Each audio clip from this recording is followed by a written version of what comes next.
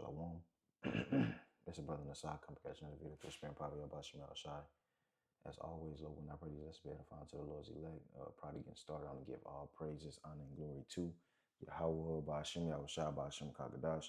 I'm going to give double honor to the apostles and elders, great millstone who teach well. The peace, say, teach to you. I come on the foremost person's truth and sincerity and diligence. Shalom, shalom. All right. As you can see on the screen, I got this video queued up. Okay, Malone, he pulled up on WFI in Detroit. And ultimately, I came across this video by watching the Elder Yashawamba, right, in Dallas. And it was basically going in, right, and I kind of like watched a little bit more of it. I really watched the whole video, but I'm going to start at this point, right, because they got to a point to where they really talked about a lot of topics, right, and, Hokab Malone, he went and got some Christians, right? And ultimately, these guys really don't even agree on the same thing because, first off, Hokab don't even believe in the Apocrypha. These guys pulling from the Apocrypha is just a whole bunch of madness, just to come up against the Israelites, right? But that's neither here nor there. But the point of what me want to do a lesson is because I'm watching it at this mark, the 55 minute, 30-second mark, right? And he basically going into who can receive salvation, right? And letting it be known that only Israel can receive salvation, right? And whoever this guy is in the red, right? His rebuttal, I'm going to play his rebuttal. And it's basically was like trying to give, trying to say like, oh, you can be grafted in, like Moab can be grafted in, Ammon can be grafted in, different nations can be grafted in. And they went into this account in the book of Judith, and we're going to get into it. So I'm going to play the clip. You said salvation is for the house of Israel. Did you not? I said salvation is for the people of Israel. You said salvation. Let me clarify. Salvation, we went to the definition for a reason. That's being saved from the hand of your enemy, right? And getting the glory, the promises, and the new covenant, all those things. That's what salvation is. Yeah, I didn't say what it was. You said who it was for. You said it was for the house of Israel. I'm clarifying what it is because you're going to go to somewhere else that has nothing to do with what I'm saying. I want to talk about, you said salvation was for. You said it was for the house of Israel. I agree with you. What is salvation? I agree with you. So now, hold on real quick. Now when we read, What is salvation? No, what is talking about who it's for? That's your salvation is delivered from the enemies, right? We got that, right? But Right, so it's an argument about who salvation is for, right? So I think he's finna get into it now. Whatever, with the precept he's finna read, and we're gonna start with that precept, and we're gonna deal with it. So now, when you said salvation is for the house of Israel, now watch this. This is Achior, an Ammonite commander, being joined to the house of Israel. Why? I don't believe that. So he say we don't believe that, but he said Achior, the Ammonite commander, right, is what he's going into, right? He's going to be reading Judith, the 14th chapter, right? So now, when you said salvation is for the house of Israel, now watch this. This is Achior, an Ammonite commander, being joined to the house of Israel. Why? I don't believe that. And when Achior had seen all that God of Israel had done, he believed in God greatly and circumcised his foreskin and was joined unto the house of Israel to this day. So salvation is for the house of Israel. Will our good brother Achior have salvation? Why not? You said it was joined to the house of Israel. How do you join to the house? All right, and he said Achior wasn't of Israel, right? Which Achior, right? When you get into it, Achior was indeed an Israelite. For him to even sacrifice, for him to even circumcise himself, right? Let's get it. Let's read it. This is Judah 14:10.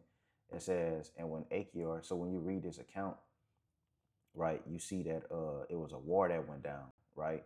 And Achior, as we're going to see when we read, let's open up another tab. All right, when we read,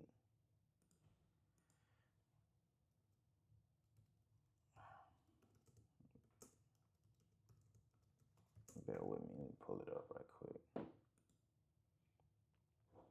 Right, so this is what happened, right? So this is Judith, the 5th chapter, the 1st verse. It says, and then was it declared to Holofernes, it says the chief captain of the army of Assur, it says that the children of Israel had prepared for war and had prepared for war and had shut up the passage of the hill country and had fortified the tops of the hills, the high hills, and had laid impediments, it says, in the champion countries. It says, wherewith he was very angry, and called all the princes of Moab and the captains of Ammon, right? So he called Moab and Ammon, and all the governors of the seacoast. Now, from his standpoint, that would mean that Ammon and Moab could receive what? Salvation. That mean that Ammon and Moab. Matter of fact, let's get this. Bear with me. This is Deuteronomy. Let's get this. This is Deuteronomy 23. Right, so we just gonna negate the fact what the Lord said. This is Deuteronomy 23 and 1.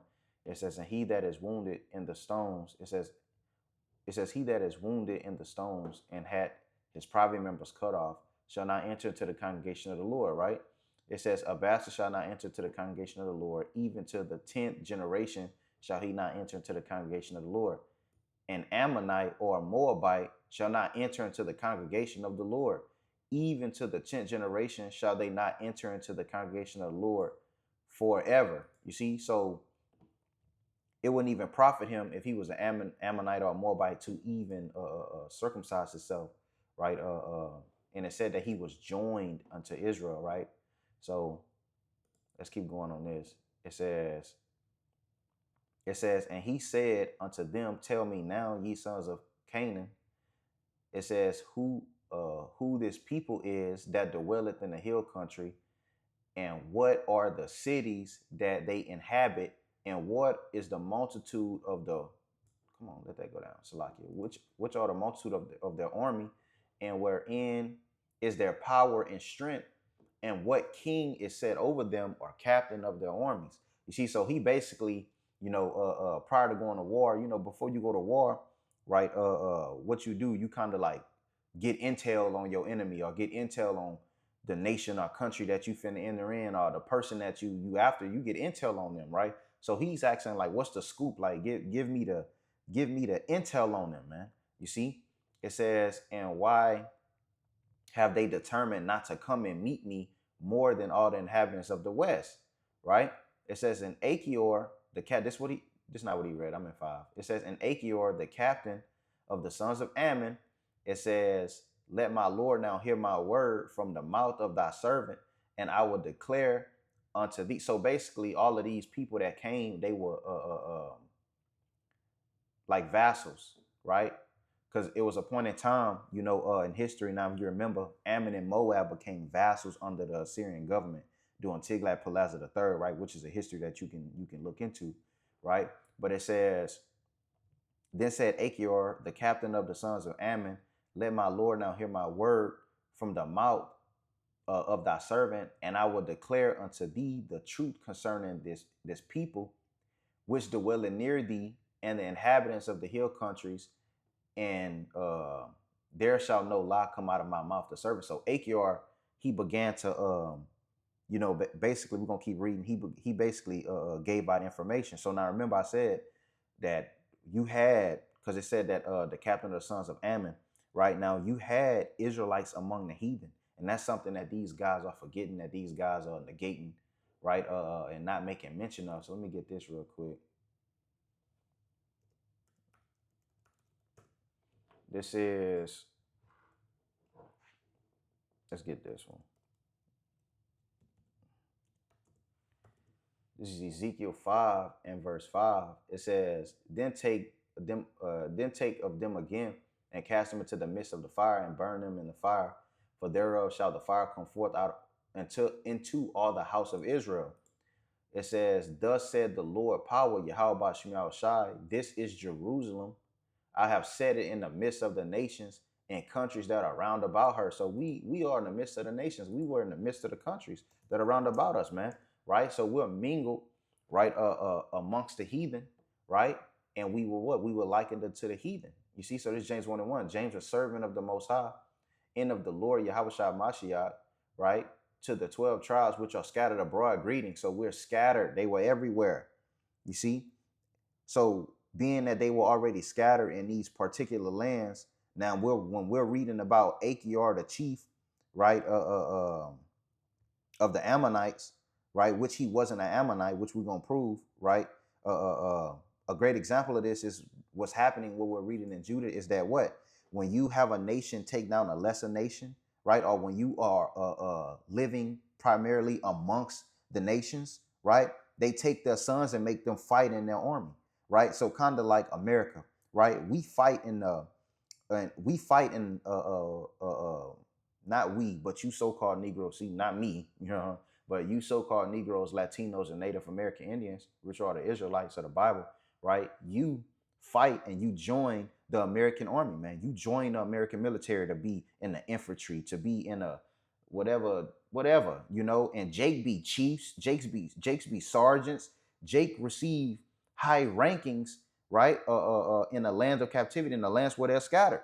You see, another example of that, right? What is Apostle Paul? Didn't it say that Apostle Paul was considered, well, he was a Roman, right? Let's get that. This is Acts 22 and verse 25. It says, and as they bound him with thongs, it says, Paul said unto the centurion that stood by, is it lawful for you to scourge a man that is a Roman and uncontended? Right? So he called himself a Roman. It says, when the centurion heard that, he went and told the chief captain, saying, take heed what thou doest, for this man is a Roman. You see, but what? Apostle Paul, right? Yeah, he was he was called a Roman, but he was what? This is Romans 11 and verse 1. It says, I say then, hath the Most High cast away his people? God forbid, Lord forbid, Most High forbid, right?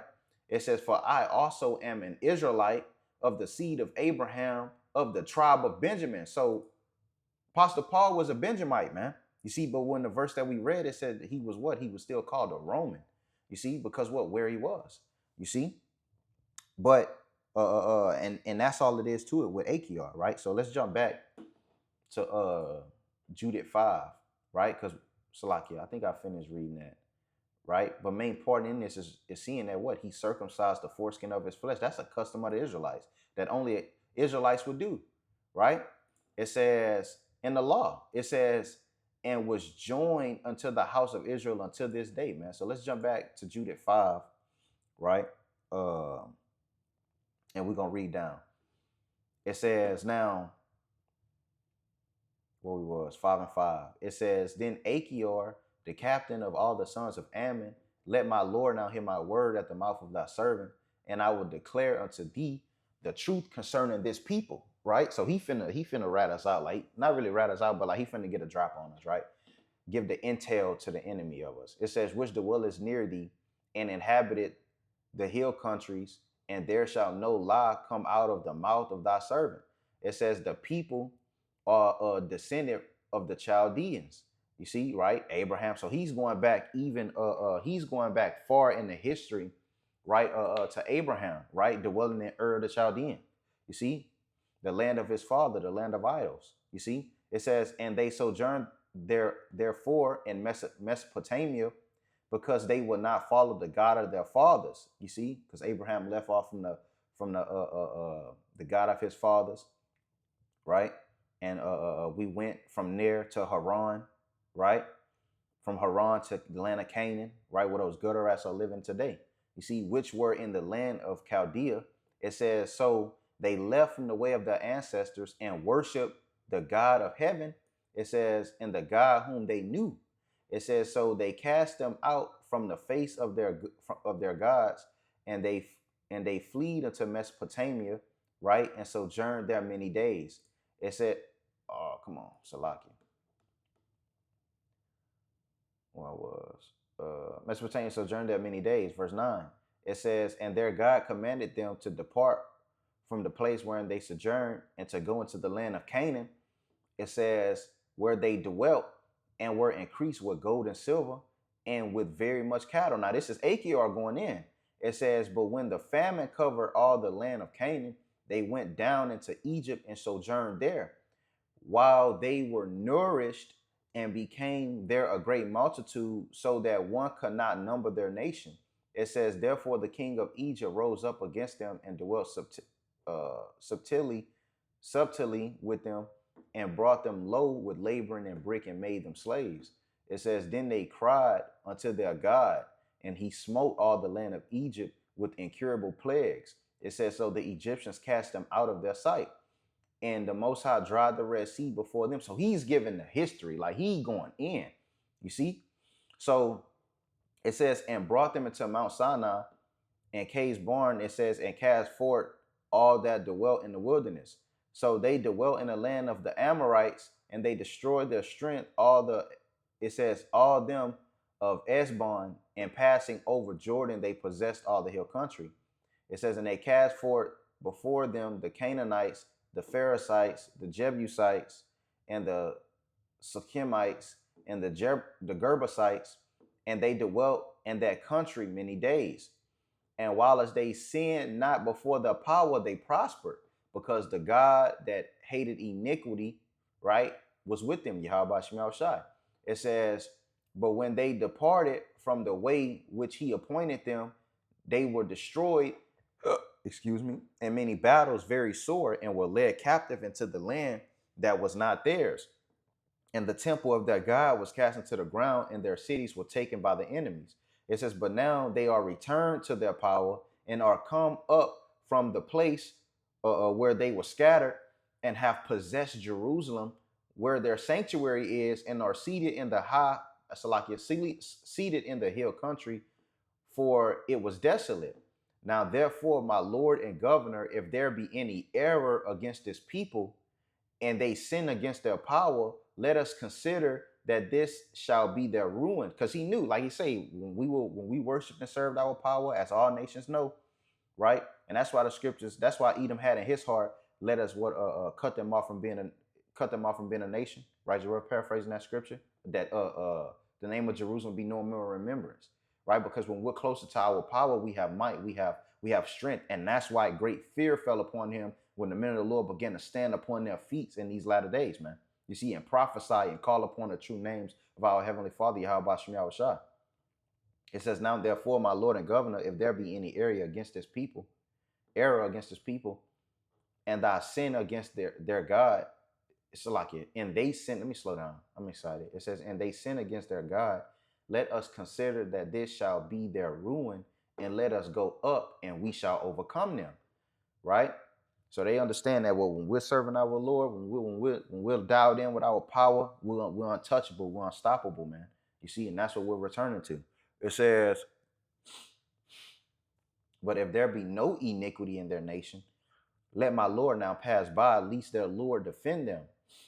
Don't go run up on them, you're gonna lose. It says, and their God be for them, and we become a reproach before all the world. It says, and when Achior had finished these things, now think about this. Achior running this down. He's running the history down of the Israelites. The only way he would be able to do that if he himself was an Israelite. It says, and when Achior had finished these sayings, all the people standing around about the tent murmured. It says, Salaki, it says, and when Achior had finished these sayings, all the people standing round about the tent murmured. And the chief men of Holofernes and all that dwelt by the seaside and in Moab spake that he should be killed. Right. So they was like, shit, that he got to, get rid of him. Because at the end of the day, they knew he was Israelite. They knew who he was. Right. It says, for say they, we will not be afraid of the face of the children of Israel, for lo, it is a people that have no strength nor power for a strong battle. Now, therefore, Lord Holofernes, we will go up. It says, and they shall be a prey to be devoured of all thy enemies. And when you read the story, you see that Holofernes, he got his head took off, right? He got dealt with, right? But the point is that I wanted to see too is that that they wanted to kill him, man, right? Because he was an Israelite. He ran down that history that smooth like that, man, right? There's no way he was an Ammonite, you see? But let's jump into it. Let's prove that he was what? He was an Israelite indeed. So let's get this is Tobit 1. Tobit 1 and 1. It says the book of the words of Tobit. It says the son of Tobel, the son of Ananiel, the son of Adul, the son of Gabel. It says, and the son of Asil.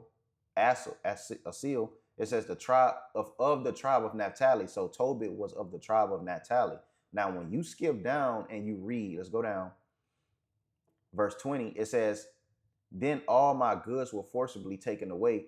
Neither was there anything left me beside my wife Anna and my son Tobiah. Because when you read this account, you see that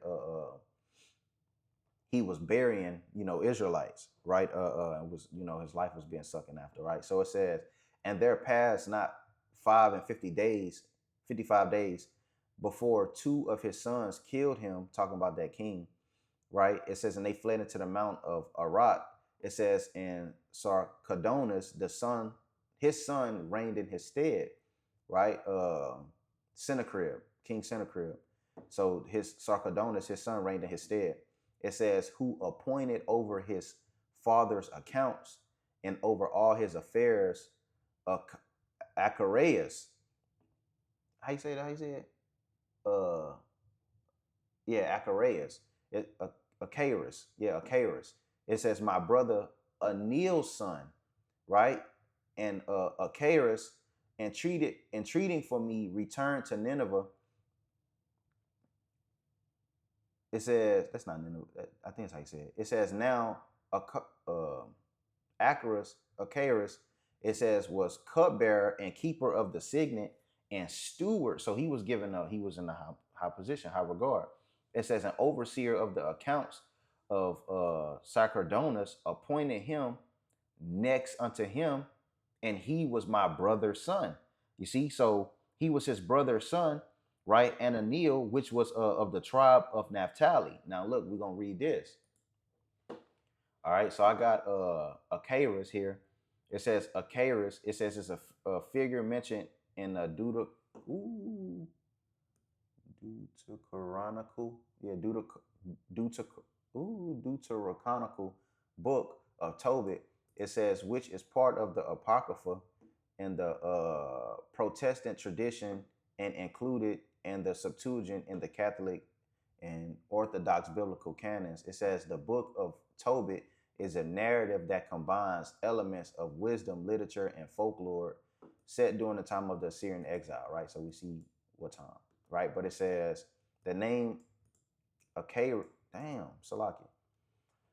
The name Achior is a Hebrew origin, right? It says, and it's often understood to mean my brother is precious or brother of the noble. It says this name reflects the familial and honorable characteristics attributed to him in his narrative. Biblical context, Achior is introduced in the book of Tobit as a relative of Tobit, right? His nephew. It says the main character, specifically, he is described as the nephew of Tobit, being the son of Tobit's brother Anil, right? And when you look up Anil, it says, we're just gonna say this right here. It says Achior holds a significant position in the court of the Assyrian king, right? Serving as a high-ranking official, his role in the narrative highlights themes of family loyalty, wisdom, and divine providence, right? So I had this pulled up, right? And it gave us Tobit 1 and 21 and 22, which we just read, right? So when we look up him, that name right there, Achior, I got this pulled up too over here, queued up. Achior, a true Israelite, right? So it says by Damien F. Mackey, Achior is the leader of the Ammonites, Judith 5 and 5, which we just read. Should read instead, Achior leave the Elamites. Not that Achior was ethnically an Elamite, which he wasn't. He was an Israelite, right?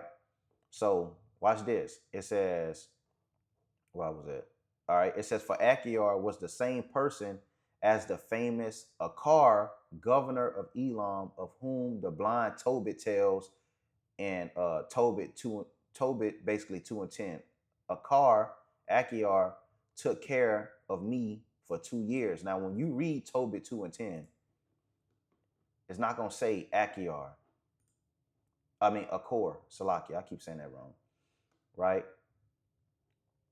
This is Tobit 2 and 10. It says, so it's telling you it's the same person, right, that we just read that we read in Judith 14 and 10, Achior, he say Achior, so Achior, right? It's the same person that we read about in Tobit. What we just read is the same person that's what? Right here. It says, and I knew not that there were sparrows in the wall, and mine eyes being opened.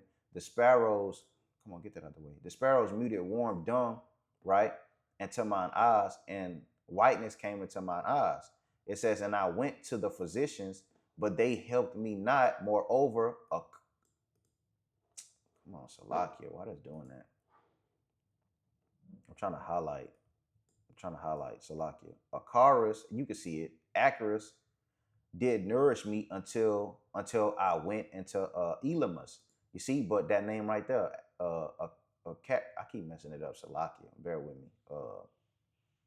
Acharis, right? Acharis is the same as what we just read here. A core that it said that he took care of me for 2 years, right here. A core, same person. So when we read it, when we read Tobit and we read in Judith, this right here, this Achior, right, it's the same individual, which is the nephew of Tobit, which is of the tribe of Naphtali when you read in Tobit 1 and 1. The book of the words of Tobit, the son of Tobel, the son of Anil, the son of Adul, and the son of Gabel. It says the seed of Asil, the tribe of Naphtali. See, so this Achior that we're reading about was indeed an Israelite. Now, I had this, and I did look something up in the on the AI overview, right? So I typed this up on the AI overview on my phone. I had to send it to the computer, right? But I put so Acharius, right, is, I tried to spell it right, Achior, right? But you can see it. Yes, Acharis from Tobit is Achior from Judith, are widely identified as the same legendary character. While they appear in different books, scholars and traditional interpreters link them through several key points. So it says identical. You can look this up. Identical name in the Vulgate translation. Now this was the Vulgate translation right here on this side, right? And it says Achior, a true Israelite. So he was an Israelite indeed. For him to circumcise himself. And why nobody asked himself, why was he the only one that circumcised himself? Why was he the only one circumcised himself? What about anybody else? He was the only one that you could say was that you try to say was Ammon that circumcised himself. But he was an Israelite, man. That's why he was able to do so and be and dwell with them, man. You see? He wouldn't have been able to do that if he was a heathen, if he was an Ammonite. It says both characters are linked to the famous extra biblical figure Achior the Wise, the legendary advisor, the Assyrian court. Tobit, when we read this, it explicitly identifies Acharis as Tobit's nephew and a high-ranking officer under the king of Escadon, right? Escardon, right? And you can't really see this at the bottom, right? The Ammonite confusion, right? But I got it right here on my phone. It says the Ammonite confusion. Let me close this up. It says the Ammonite confusion, while Judith 5 and 5 identifies him as an Amorite, many scholars view this as a literary transformation or a confusion of his title as a governor, noting that Tobit's account of his Israelite lineage is more consistent with his latter conversion. You see, so there you go. Even the heathen to tell you, man, right? His latter conversion, right, coming out of the garments of the wicked, right, and circumcising himself, right, because he was a natural Israelite. See, naturally he was an Israelite by blood. He was of the tribe of Naphtali. You see. Now I'm gonna read this too. I'm gonna get this. This is Tobit in 11 and verse 17. So when you read Achior and I figured out how to say the other. I keep forgetting how to say it. Acharis, right? It's the same person, man. You see? Where I was. Tobit 11 and 17. It says, but Tobias, right, gave thanks before them because the Most High had mercy on him. And when he came near Sarah, his daughter-in-law, he blessed her, saying, thou art welcome, daughter. It says, the Most High be blessed, which had brought thee unto us, and blessed be thy father and thy mother. And there was joy among all his brethren which were at Nineveh. Nineveh. It says, and Acharis and Nasbaz, his brother's sons, came. So this is his brother's sons, right? So he was the nephew of Tobit, and we just read that, right? And when you read, right, in the 5th chapter, right, he just what? He just was chief amongst them, man. You see, just as you have Jake in America. Where is it? 5:5. It says, and then said Achior, the captain of the sons of Ammon. So he was a captain, right? You had Israelites that was captains. Look at Cornelius, right? Look at we went into Apostle Paul, right? Look at niggas here in America, right? You got Jake captains and sergeants, right? But do that make them heathens? Or are they or are they natural Israelites? Right? They're Israelites by blood, man. You see, so I'm gonna play this video again. I just wanted to get into that to show, right? Because I believe even in the video, this Jake right here, he was like that he was a heathen or something along those lines. I think he was like, nah, he a heathen, you know. But I'm gonna let it play, and with that, Lord, when I praise the last was edifying to the Lord's elect. I'm gonna give all praises, honor, and glory to Yahweh, Ba'ashem, Yahushua, Ba'ashem, Kakadash. I'm gonna give double honor to the apostles, elders, great mills, who will teach well. And peace, say, takes you, Akamon, the fullness, pushing truth and sincerity and diligence. Till next time, Shalom. I don't believe that. And when Achior had seen It's for the people of Israel. you said salvation. Let me clarify. Salvation, we went to the definition for a reason. That's being saved from the hand of your enemies, right? And getting the glory, the promises, and the new covenant, all of those things. That's what salvation is. Yeah, I didn't say what it was. You said who it was for. You said it was for the house of Israel. I'm clarifying what it is because we're going to go to somewhere else that has nothing to do with what I'm I saying. want to talk about. You said salvation was for. You said it was for the house of Israel. I agree with you. What is salvation? I agree with you. So now, hold on real quick. Now when we read, What is salvation? No, I'm talking about who it's for. That's Your salvation is delivered from the enemies, right? If enemies We got that. right. Let's But make then, our point. The same salvation. so now, when you said salvation is for the house of Israel, now watch this. This is Achior, an Ammonite commander, being joined to the house of Israel. Why? I don't believe that. And when Achior had seen all that God of Israel had done, he believed in God greatly and circumcised his foreskin and was joined unto the house of Israel to this day. So salvation is for the house of Israel. Would our good brother Achior have salvation? Why not? You said it was joined to the house of Israel. He joined to the house. And he said no. So that's why the apostles and elders, they tell us to search these things up. And the scriptures ultimately tell you to study to shoot ourselves approved, man. So it's an easy look up, get into, simple fix. So with that, Lord, when I praise less. Hey, and matter of fact, when you look at it, Salaki, I just keep saying I'm going in, but he basically fought under Ammon, man. We were scattered.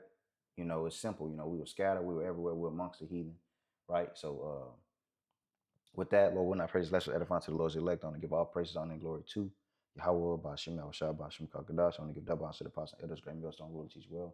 And peace, salutation, argument, forward, pushing truth and sincerity and diligence. Next time, Shalom.